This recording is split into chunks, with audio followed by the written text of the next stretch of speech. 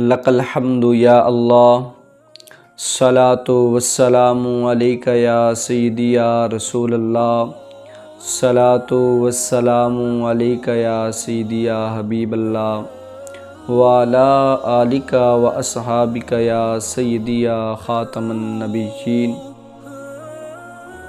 نگاہ ولی میں وہ تاثیر دیکھی، بدلتی ہزاروں کی تقدیر دیکھی۔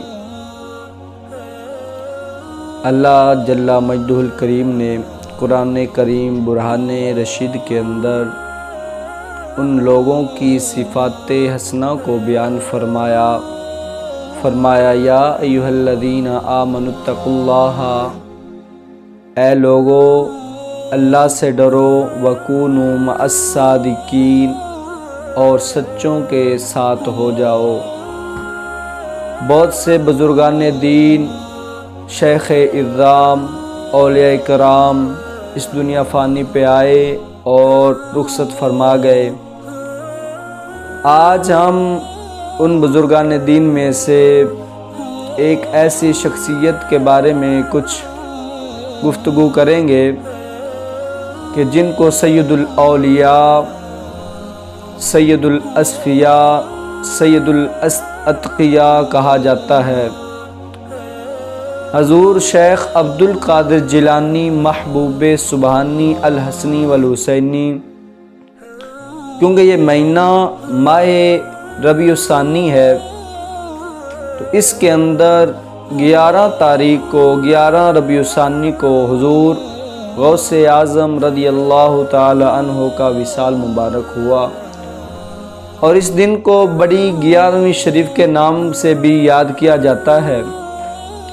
تو سیدنا غوث اعظم رضی اللہ تعالی عنہ کو اللہ تعالیٰ نے بے حد اعزاز و اکرام سے نوازا ہوا تھا۔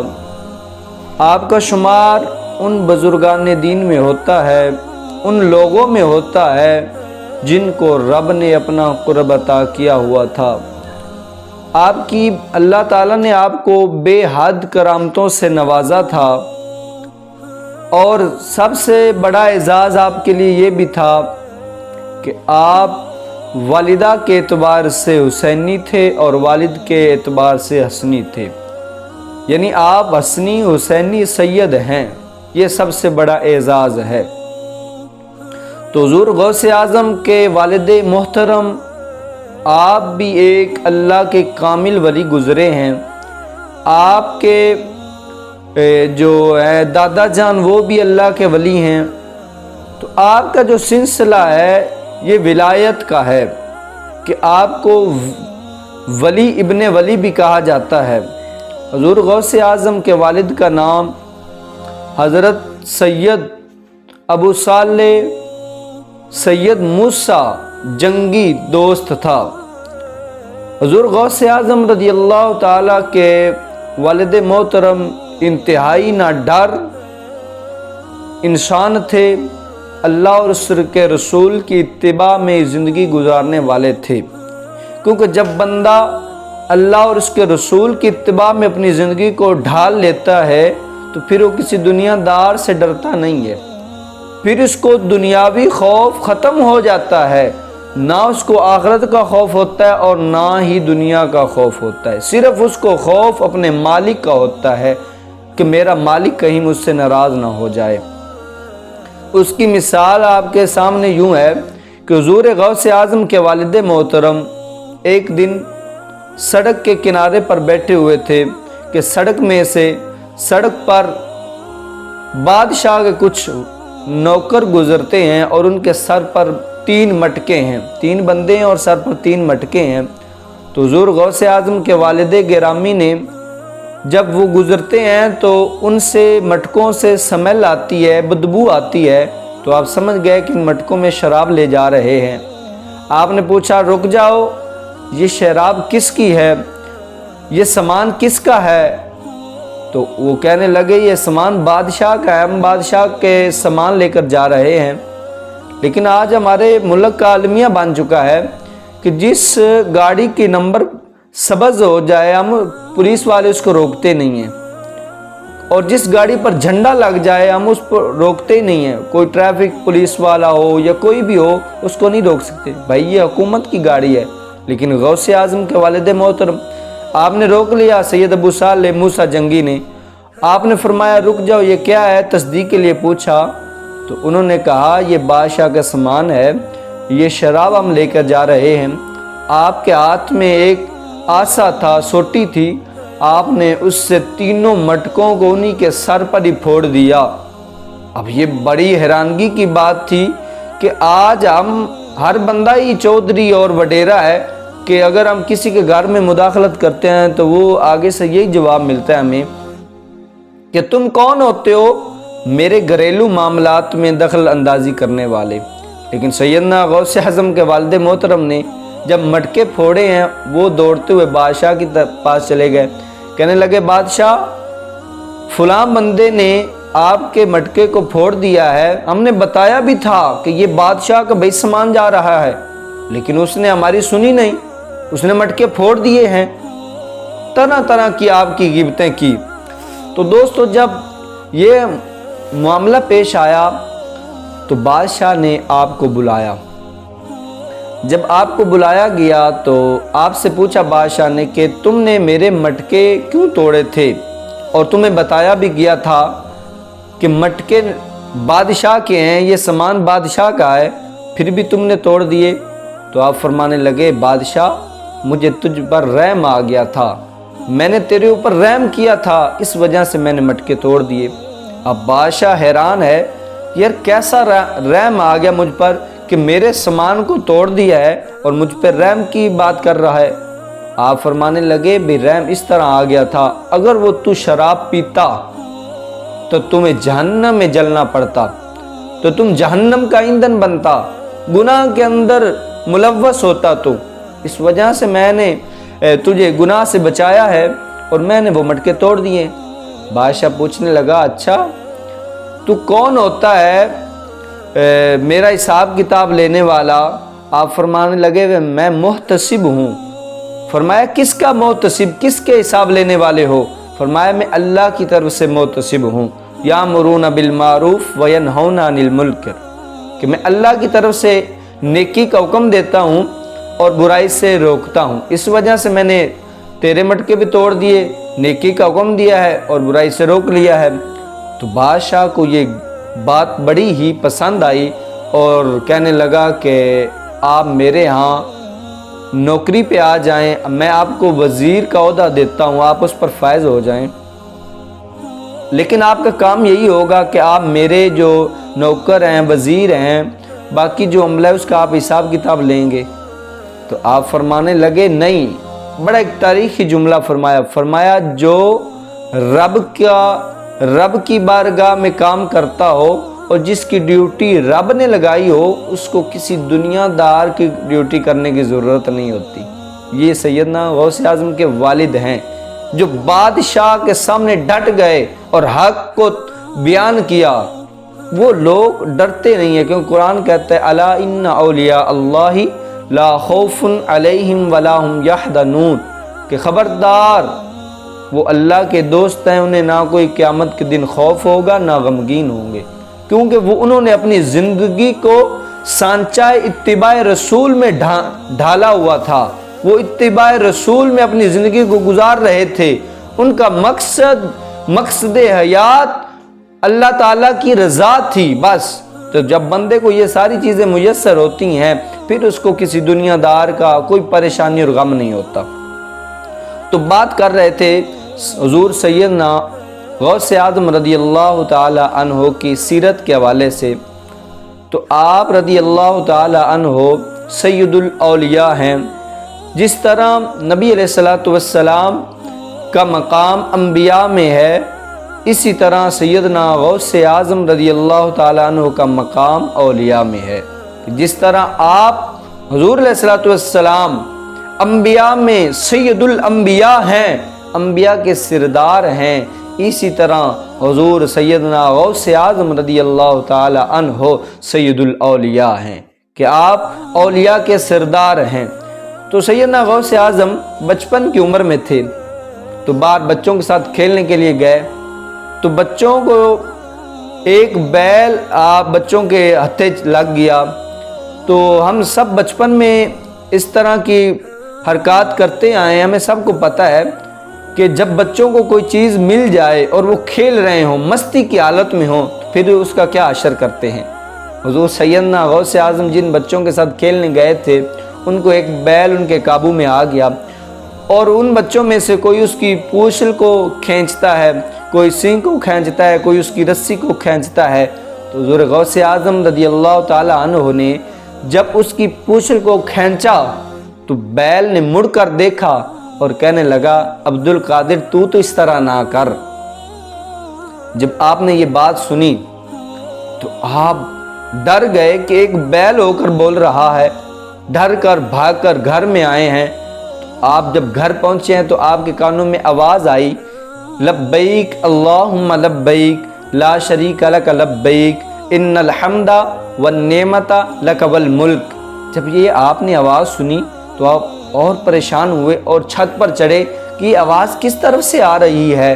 تو جب آپ چھت پر چڑھے، جیران میں رہتے تھے، تو جب چھت پر چڑھے ہیں، نگاہ ولی میں وہ تاثیر دیکھی، بدلتی ہزاروں کی تقدیر دیکھی۔ چھت پر چڑھے ہیں، جیران میں کھڑے ہو کے نگاہ ڈالی ہے تو سیدھی نگاہ جی یہ تکبیر بلند کر رہے تھے، یہ تلمیہ پڑھ رہے تھے، اللہم لبیک لبیک لا شریک لک لبیک۔ تو یہ آپ نے منظر دیکھا تو اور زیادہ ڈر گئے۔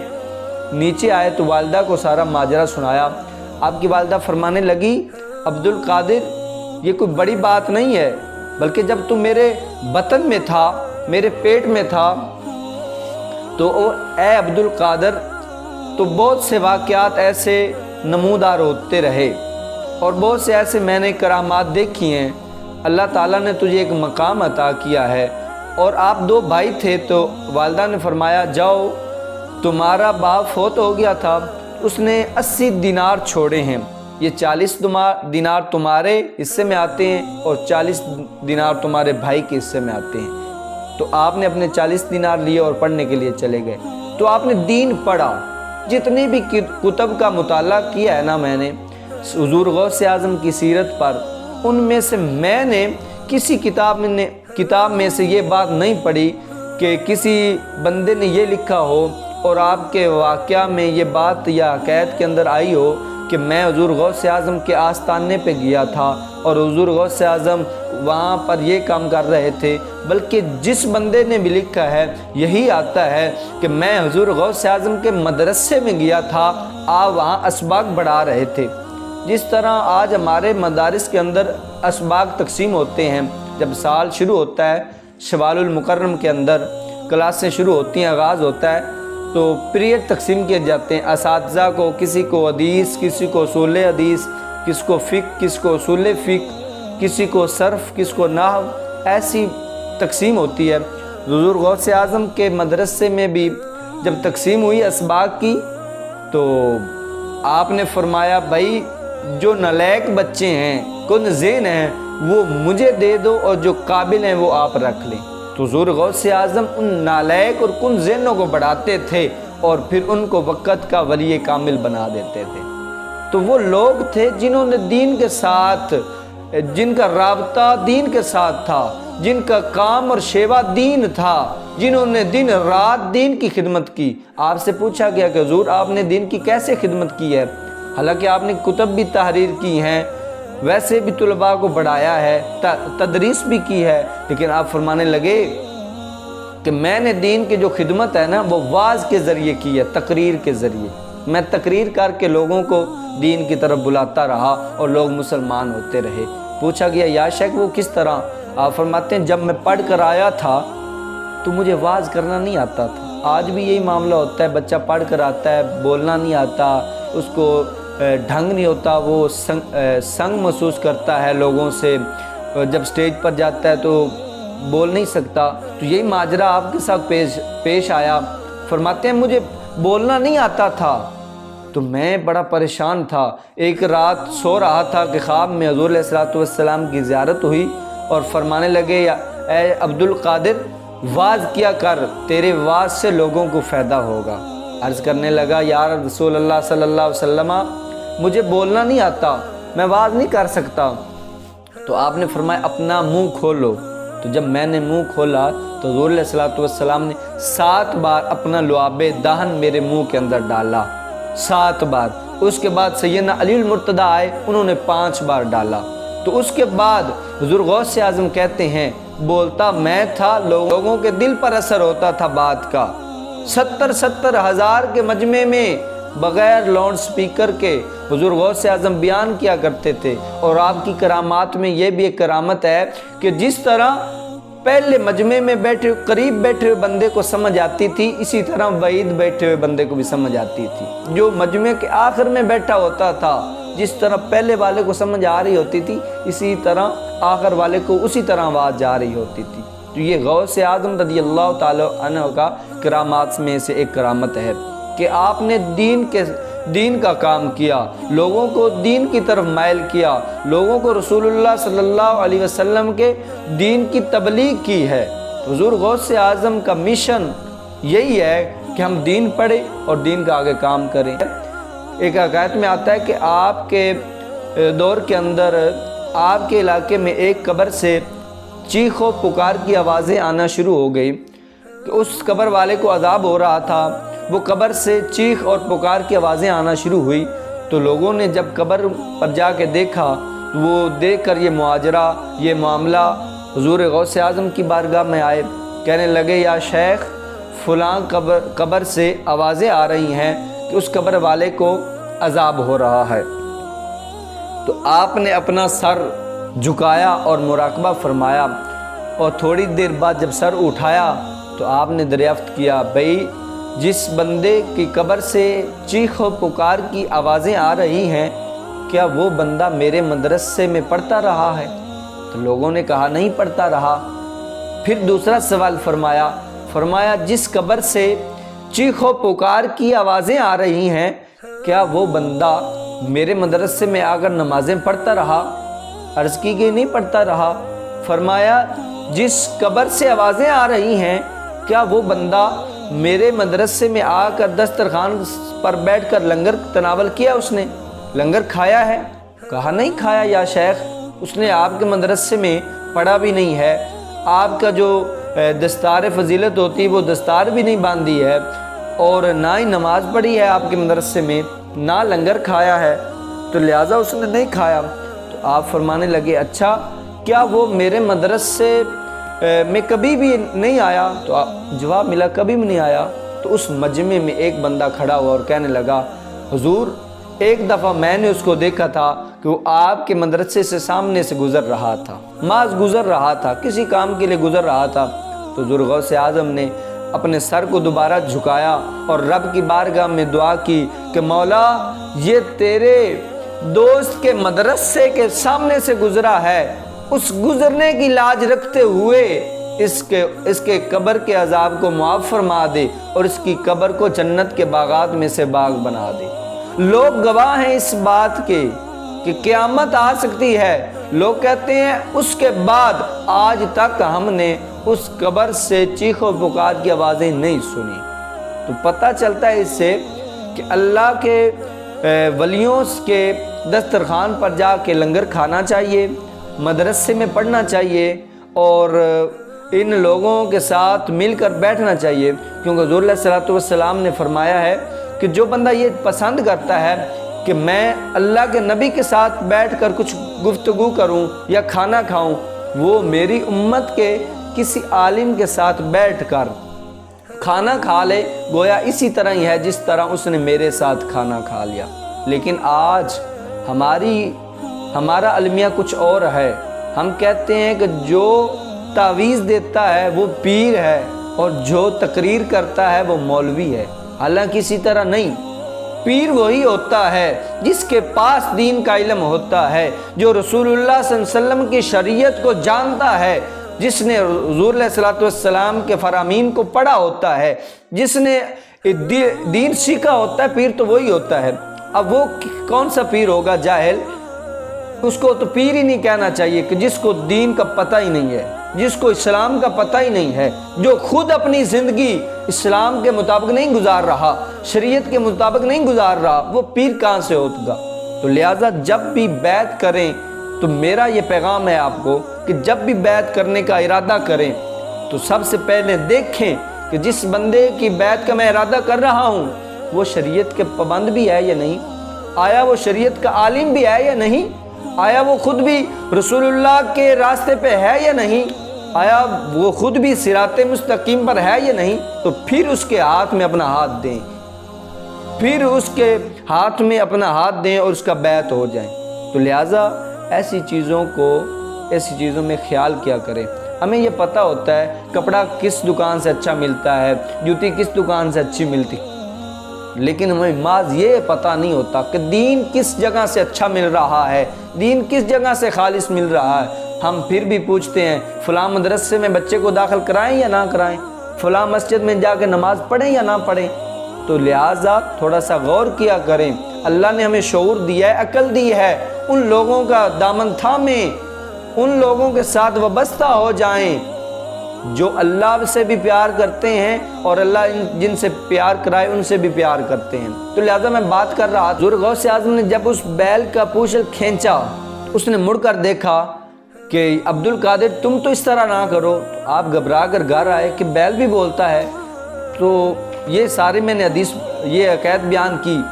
تو اب ایسی بات جب ہم اللہ کے ولیوں کی کرتے ہیں تو ہمارے سنی بھی کان کھوجتے ہیں کہ اس کی دلیل کیا ہے، کوئی کتاب کا حوالہ کیا ہے، کوئی حدیث میں آیا ہے۔ تو حدیث پیارے نبی کی سن لیں، جامع المعجزات میں حدیث موجود ہے کہ حضور علیہ الصلوۃ والسلام نے فرمایا صحابہ ایک بندہ بیل پر سواری کے لیے بیٹھا ہے، تو بیل نے بول کر کہا کہ اللہ تعالیٰ نے مجھے سواری کے لیے پیدا نہیں کیا بلکہ اللہ تعالیٰ نے مجھے کھیتی باڑی کے کام کے لیے پیدا کیا ہے۔ جب بندے نے بیل کے بولنے کی آواز سنی تو حیران ہو گیا اور تعجب کرنے لگا۔ تو بیل نے پھر بول کر کہا ارے تعجب کی کیا بات ہے، تعجب تو اس سے بڑھ کر بات میں ہے۔ وہ بندہ کہنے لگا وہ کیا ہے؟ بیل نے بول کر کہا کہ اے آخری نبی محمد صلی اللہ علیہ وسلم کا ظہور مکہ شریف میں ہو چکا ہے اور تو نے ابھی تک اس نبی کا کلمہ نہیں پڑھا۔ تعجب تو اس بات میں ہے کہ اللہ کا آخری نبی آ گیا ہے، اللہ کا محبوب دنیا میں آ گیا ہے اور تو نے کلمہ نہیں پڑھا۔ تو پھر وہ حضور کے سامنے جب بندہ جاتا ہے تو حضور نے اس کو دیکھا تو مسکرا پڑے، فرمانے لگے مجھے پتہ ہے تجھے کس نے بھیجا ہے۔ یہ اولیاء اللہ کی زندگی جو ہوتی ہے یہ شریعت کے عین مطابق ہوتی ہے۔ وہ ہمارا آستانہ کوٹلی گلہار شریف، اس پر ایک بندہ آیا بغداد شریف سے، 40 دن رہا، 40 دن رہتا رہا، نمازیں پڑھتا رہا۔ تو 40 دن بعد انہوں نے حضرت سے ملاقات بھی نہیں کی، پیروں سے ملا ہی نہیں ہے، آستانے پہ پیر موجود تھے ملا نہیں۔ 40 دن نمازیں پڑھتا رہا، رہتا رہا، کھانا ملتا رہا، کمرہ مل گیا، ڈیوٹی لگی ہوتی ہے کہ جو بھی مہمان آئے کمرے میں ٹھہرا دو۔ 40 دن بعد چل پڑا۔ تو حضرت کو پتہ تھا، اللہ کے ولیوں کو پتہ ہوتا ہے، آپ نے اپنے مرید کو بھیجا جاؤ اس بندے کو بلا کر لاؤ اور پوچھو اس سے کہ کس وجہ سے آیا تھا، بغداد کا سفر طے کر کے آئے ہو، کوئی مقصد تو ہوگا۔ تو جب پوچھا گیا، دریافت کیا گیا، اس پر جواب یہ ملا کہ میں نے سنا تھا کہ ایک کشمیر میں کوٹلی گلہار شریف میں ایک آستانہ ہے جس کو گلہار شریف کے نام سے معصوم کیا جاتا ہے اور اس میں کوئی بھی کام خلاف شرع نہیں ہوتا۔ آج بھی اس پرفتن دور میں بھی شریعت کی عین پابندی کی جاتی ہے، شریعت کے دامن کو تھاما ہوا ہے انہوں نے۔ تو میں نے سوچا میں اس آستانے پہ جاؤں، دیکھوں تو صحیح کیا ایسے لوگ ابھی موجود ہیں۔ تو میں نے 40 دن رہا ہوں، واللہ اللہ کی قسم میں نے کوئی بھی کام خلاف شرع نہیں دیکھا۔ تو ایسے پیر کا بیعت کریں، ایسے پیر کے ہاتھ میں اپنا ہاتھ دیں۔ تو ابھی بھی ایسے بزرگان دین موجود ہیں۔ دعا فرمائیں اللہ رب العزت ان اولیاء سے محبت کرنے کی توفیق عطا فرمائے۔